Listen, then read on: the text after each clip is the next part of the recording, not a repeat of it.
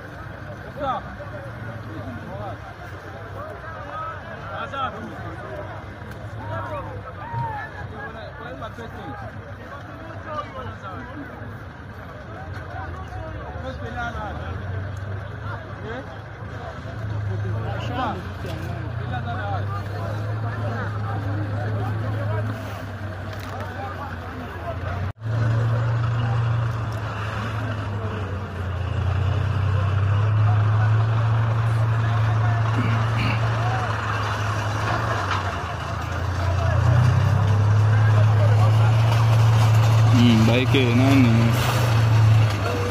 aso deja ba unité zo kita char mususu mwana oya mibale nyonso tu ezo kende kaka direction Mubambiru donc kodo nyonso tu deja na kata motivation bazalendo na bakodo de bango bazo kitana char de combat ya mwana eza na kata ko progresser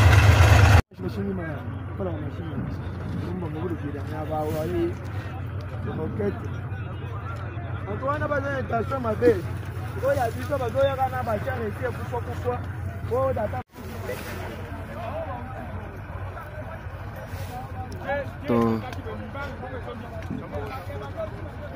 Tozana baiki awa suda le tozana bango ba bakitaki nde bango wana.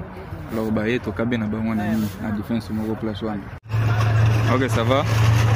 Char ya mwana eza na kata kopita et direction Mubambiru.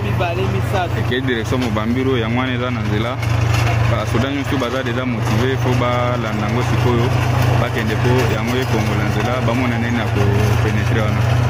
Ya mwana na banzi bomona ndenge ezopita.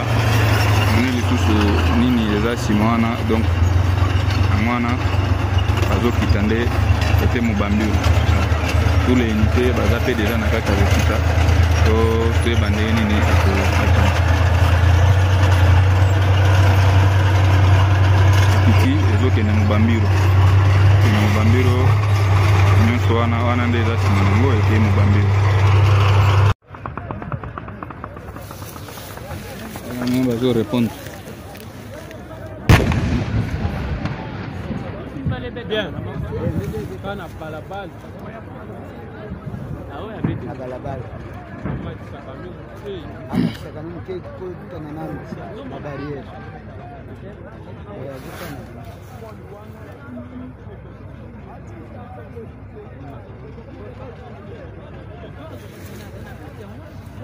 eza deja na kati ya koeffectue batir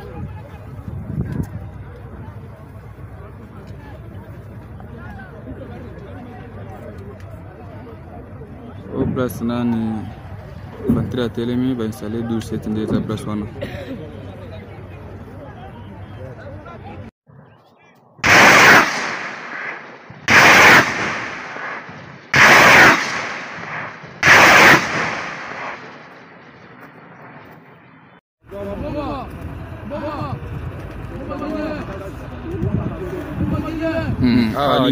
toutes les unités en toi na ibu force spéciale donc ça t'a les baïbou unité nous sur moi zana déjà eux autres dans ça déjà place donc raté va se préparer pour monter à saut direction Mubambiru bazana na organiser déjà unité nous sur ça déjà na fongolo déjà de besoin zana na tellement azo zana na pesa ngo de le Congo